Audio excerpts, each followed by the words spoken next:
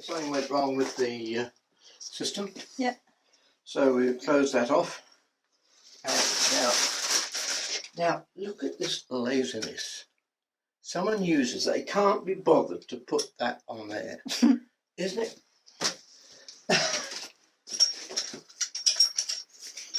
It's a society where we have to have someone else doing things for us. We don't want to do it ourselves. Yeah, that was the old waste pipe. Oh, for so the sink. Just use that for spare toilet rolls. And stop the rain and the wind blowing around. Yeah.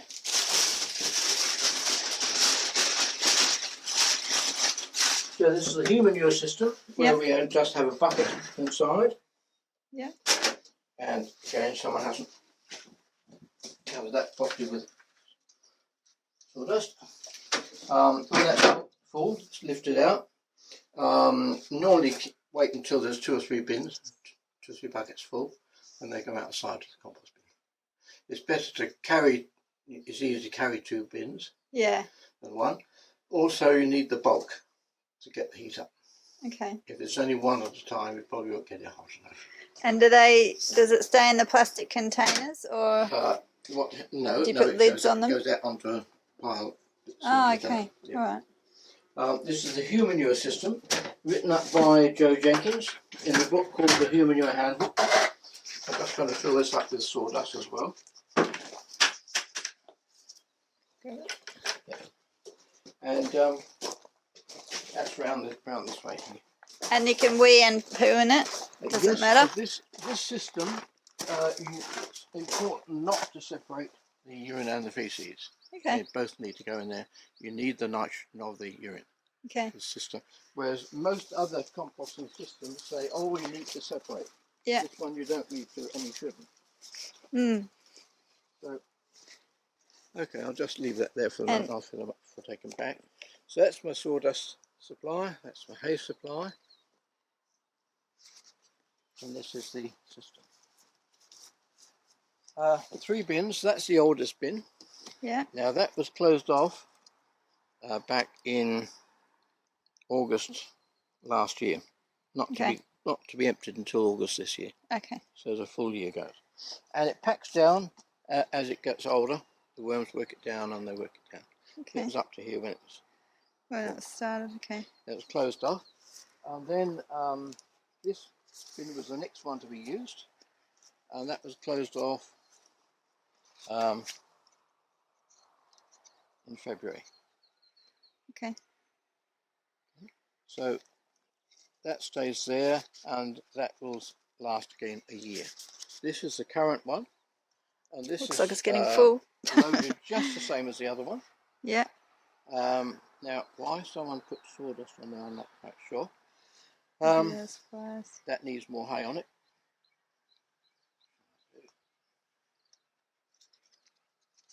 How do you know it needs more hay? Well, it's just that this packs it down. The sawdust packs it down, which I don't want to. No, maybe it's all right. Again, you lose the insulating properties. Yeah, okay. Yeah, you got to capture the but air. Plenty of hay is important. Now, exactly the same as the other one, and you put hay around the sides, and your composting initially takes place in the centre, so it's well insulated. That's where the heat takes place. And anything above 50 degrees is fine. You'll be killing pathogens with that. Within a few hours at 50, all human pathogens are killed. Okay. Take it up to 60, and with a very, very short time they're killed. So you can't guarantee that every spot in that pile in the middle is going to get up to that temperature. You can't guarantee that. But what you do have is the biodiversity of the bacteria, the fungi, and so on, and the worms. Over a year, they will convert that and totally sanitize it. Yeah. Absolutely safe to use on vegetables of any kind. Yeah, right. Yeah. So by that time, it's not manure, it's compost. And there's no smell. Like, can't smell pea, poo, nothing. No, it's compost. It's not pea. It's not probably poo. Better than the vegetable one. This lot here. Now this lot here is compost. Yeah, wow. You smell that? Just ordinary soil. Yeah. Okay? All right. Totally safe. That could be taken out now, but I'm just, again, from the public relations point of view, keeping that for a year before it's put out in the garden. Yeah. So we are closing the cycle of nutrients through our bodies, not chucked out to sea, never to be seen again, not into a long drop, it's never touched again. Yeah. It comes into compost, it can be reused in the garden, and closing that cycle of nutrients. Yep. The bit they don't teach you in geography at school. That's right. In the nutrient cycle. That's right. Yeah, that's awesome.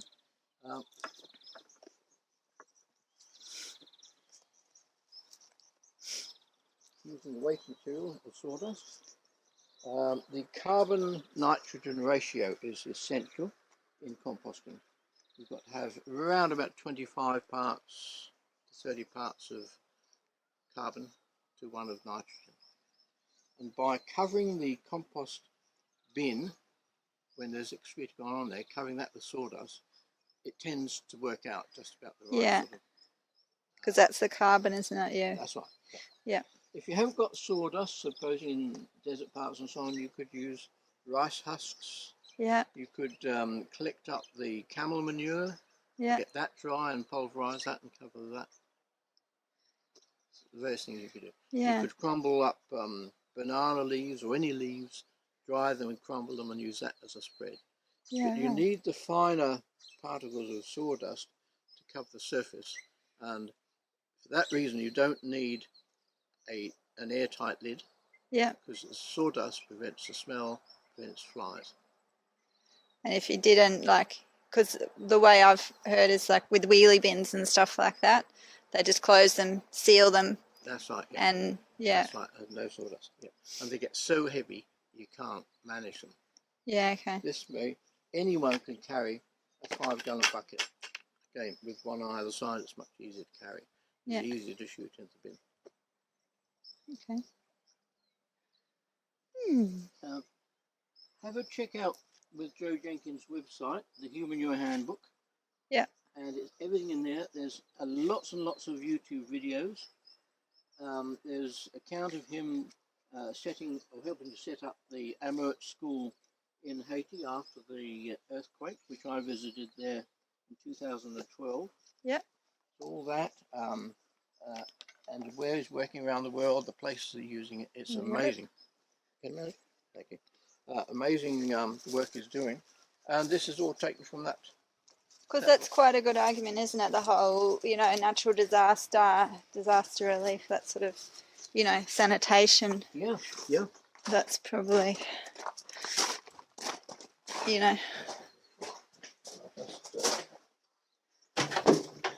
Just use the brush and clean out there. While I'm at it. Might be the best way to get around council, I'm not sure.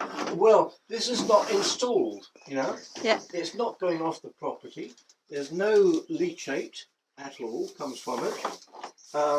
Everything is contained. Everything is sanitised naturally by bacteria.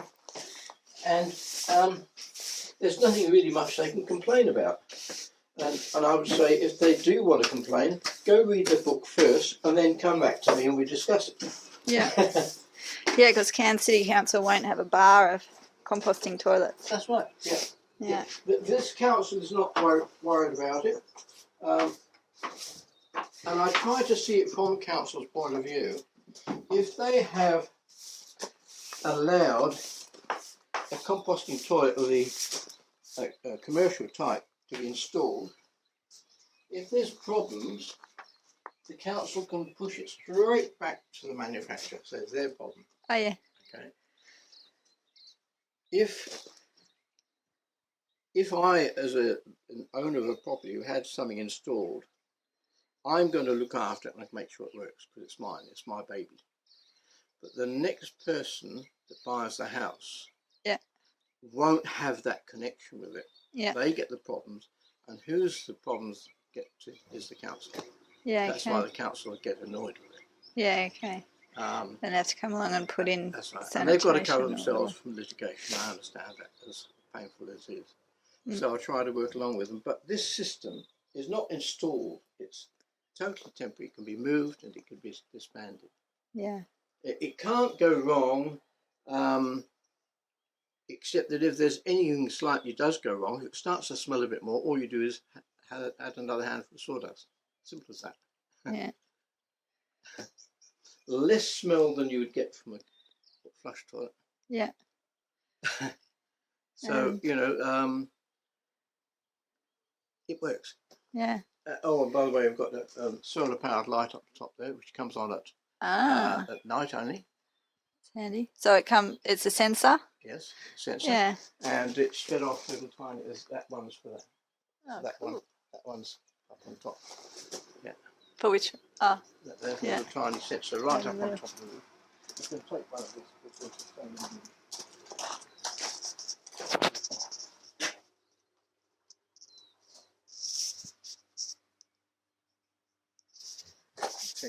Let's see. Okay. Easy. And it goes off 30 seconds after you leave the place. Yeah, okay. That's really great, isn't it? Oh, well, now I know where to come to the toilet.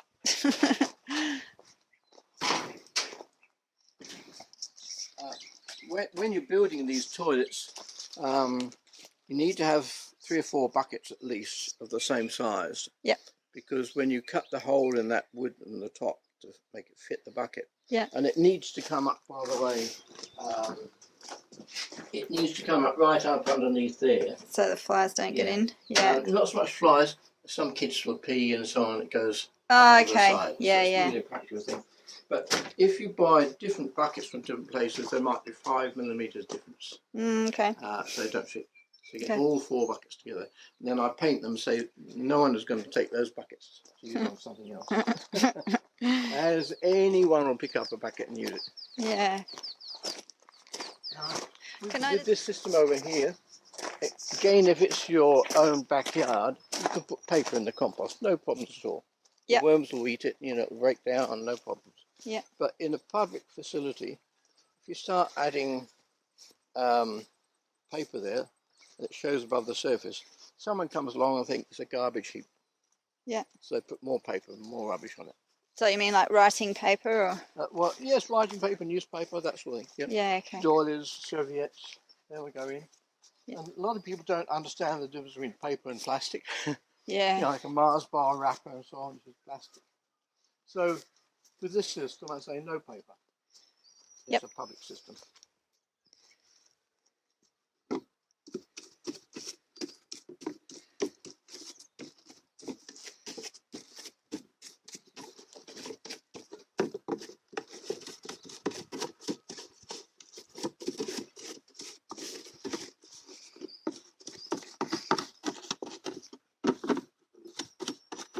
And the other thing is, people seem to think that the detergent is the cleaner. It's not.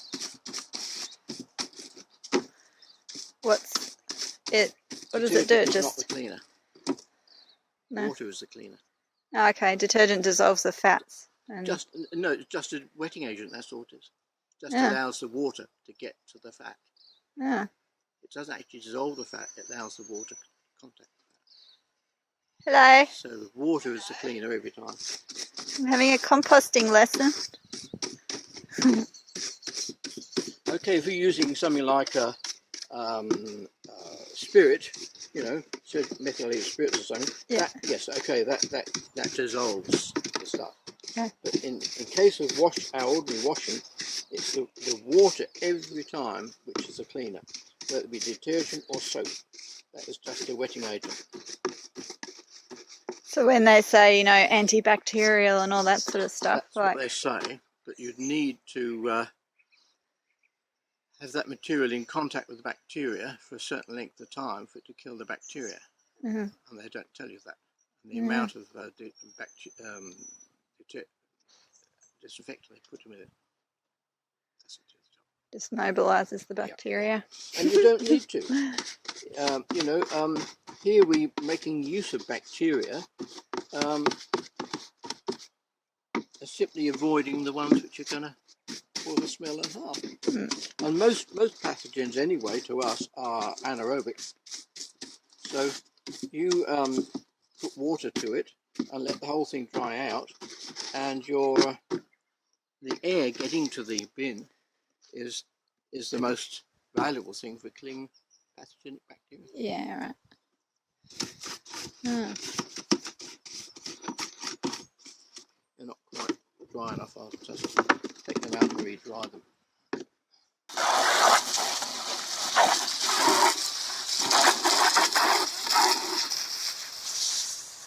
I don't use any detergent or any disinfectant on these buckets. Yeah. If you do, you'll find they start to smell. Yeah, right. Because it kills the natural bacteria, or?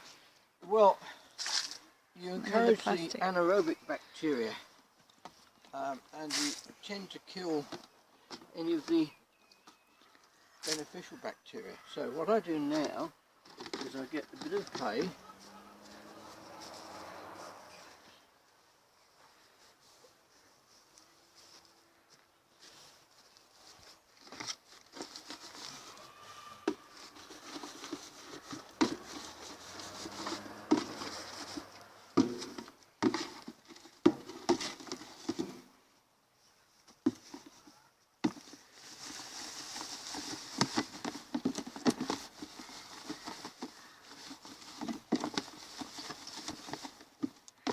Do you ever put sand into compost, or do you do that? So what, sorry? Do you ever put sand into compost? Sand? Or? No, not sand and not soil.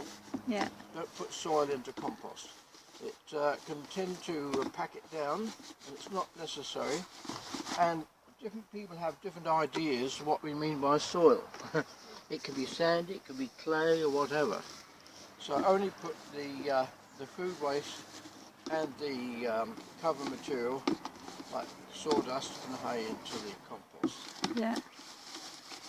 And if you want to put lime on or ashes, put that onto the soil, onto the growing beds in the garden, not in the compost. Yeah.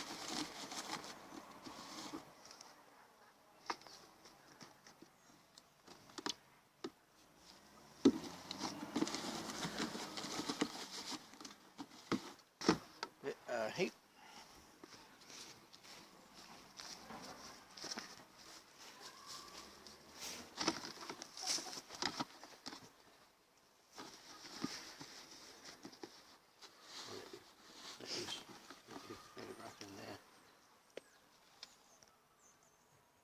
Yeah.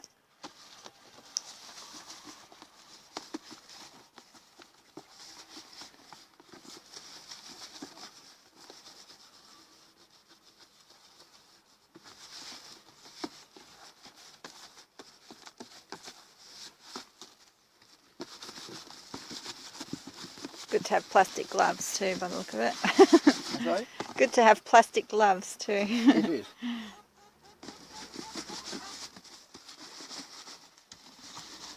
What does the sawdust do? Well, it just cleans it. Yeah. And it leaves it dry. Yeah, okay. And in fact there's fungi and all that sort of thing on the sawdust, which is fine, no problems with it. And I like to get it clean and dry, non-smelly, so it's fit to go back in the kitchen. Yeah. This is nice and dry, that's much better.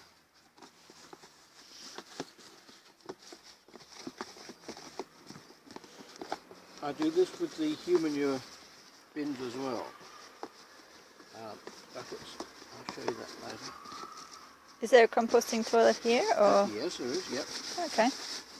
If you've got your own backyard composting, you can combine your food waste with the human manure. Okay. But because we're in a public situation here, I like to keep the two systems apart.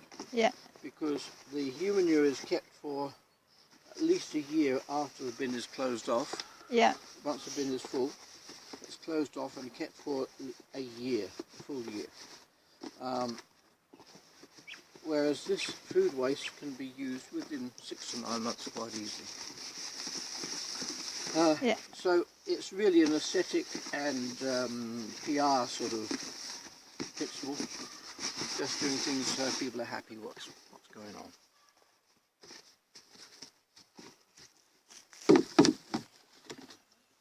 That helps to keep the flies out. So you put meat in the compost? Yes, you do, yeah. There's a little bit of a problem with flies if the meat becomes exposed on the surface. And that's one of the nuisances of the chickens getting on it. Oh, yeah. And I think there's either rats or maybe the bettles or something getting into it, which I put a hole down into it. Ah, yeah. The flies get down into it.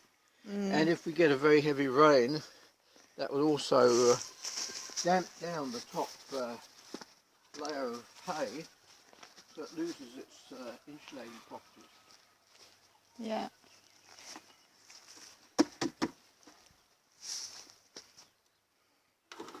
So now I just cover that over, and I'm going to get a little bit more mulch to put on top there first. Yeah. So I'm finding it's working a bit better than just the hay. Having 3 bins, each one is lasting 6 months. It can be fed to 6 months each. So that gives us 12 months between each one. This one here now I can take out the front. I don't know how the sound will be because it's so windy, Yeah, but we'll see. Right. Now, I scrape aside the top mulch, the hay.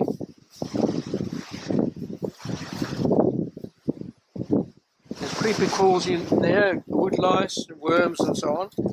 And I make a bit of a depression in the older compost that was put there a week or 2 back. And the new It doesn't even smell. No smell. The reason there's no smell is that we add sawdust to the manure, and the sawdust prevents ammonia forming. Ah. It's ammonia which gives the bad smell, primarily. Okay. When we add sawdust to it, which is a high carbon content to the nitrogen of the urine and the feces, that stops it smelling. Right. That is a secret. So now, I take each bucket, and a lot of people think this is going to be a yucky job, but it's not, and it's not smelly. I dump that into the middle, like that. And the other one.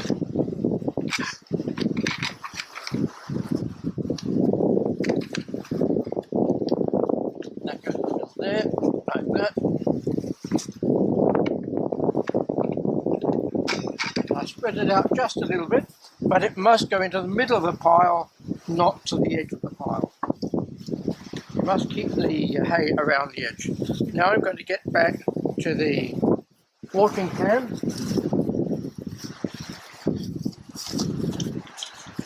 And I spray around the side of the bins with plain water, no detergent and no disinfectant.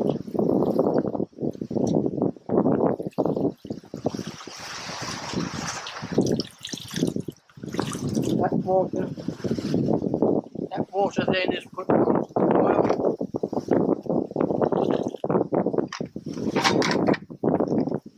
Like that.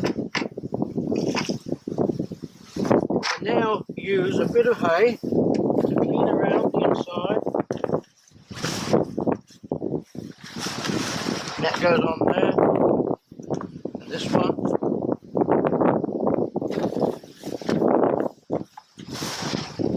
More water.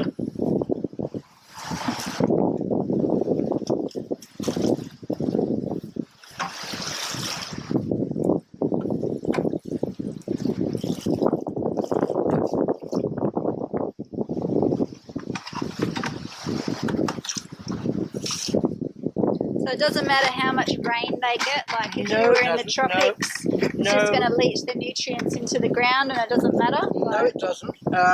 If there's going to be a period of very, very heavy rain, I would probably put some kind of cover over it. But generally speaking, you don't need to worry. Okay. Just a bit more of that.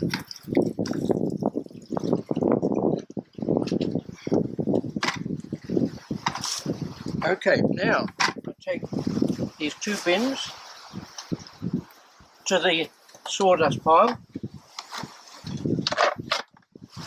grab a handful of sawdust, and I clean around inside the bins.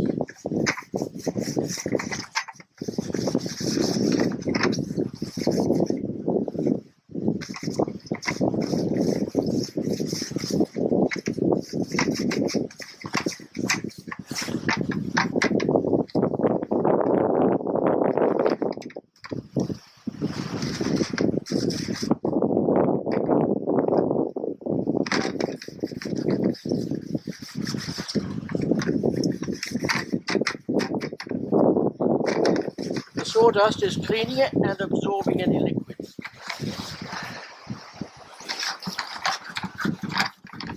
And around the sides, it's just sort of... Yep, like that.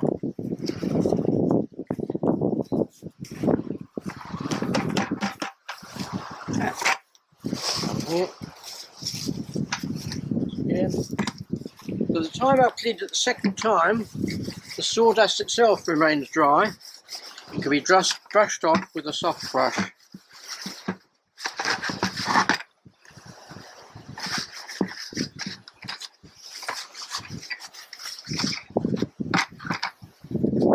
because we allow the air, in other words oxygen, to get at this, the oxygen itself is a disinfectant. Because the anaerobic bacteria, which would cause disease, don't like oxygen. They can only survive in like, yeah, Anaerobic CO2. So the oxygen is doing cleaning.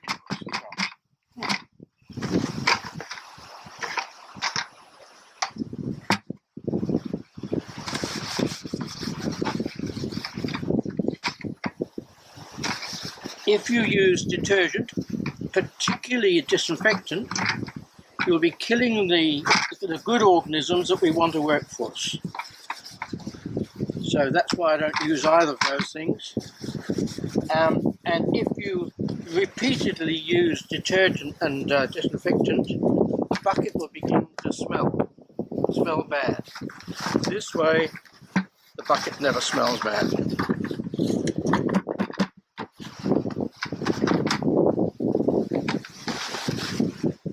So you've been places where they do wash out their buckets or sterilise them, and they... Well, sterilising is not necessary. Yeah.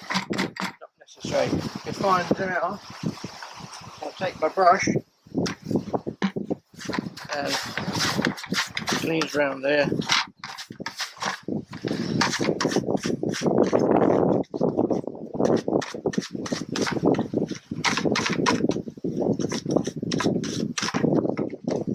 If it's a wet day and these remain a bit moist, I'll leave them out in the air to dry off before I put them back in.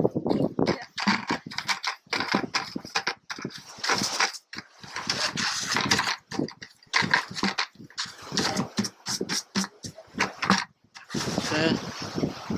No smell. No smell. Remain only for this job, only for this function in the toilet.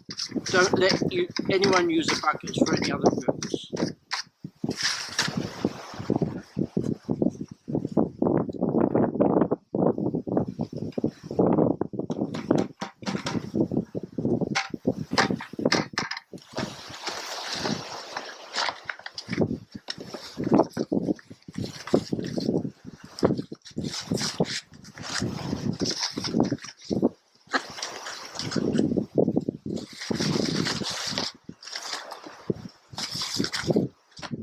Now, each bucket I put a couple of handfuls of sawdust in. That's ready for the next usage.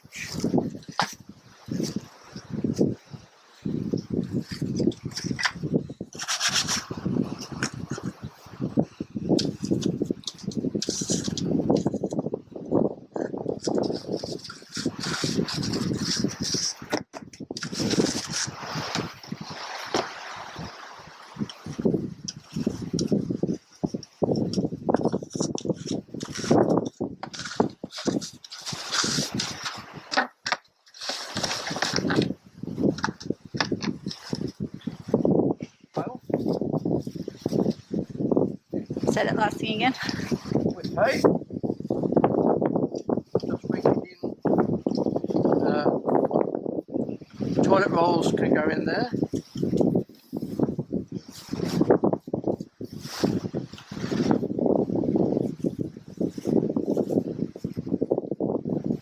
Now I got a lot more hay to go on the top.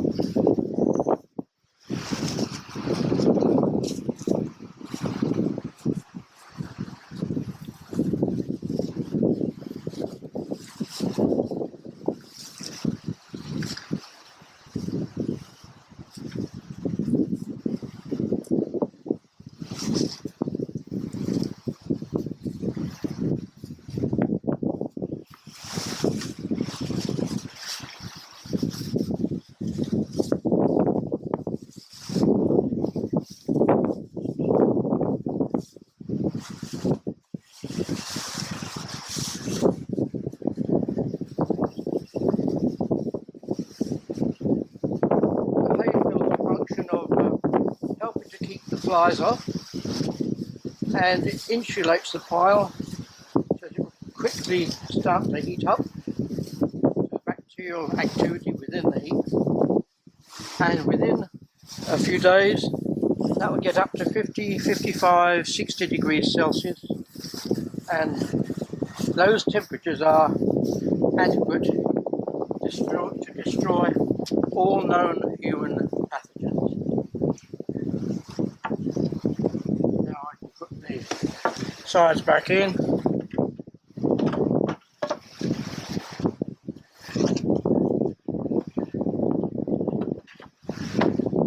And that's all there is to it. Ah. Easy as that.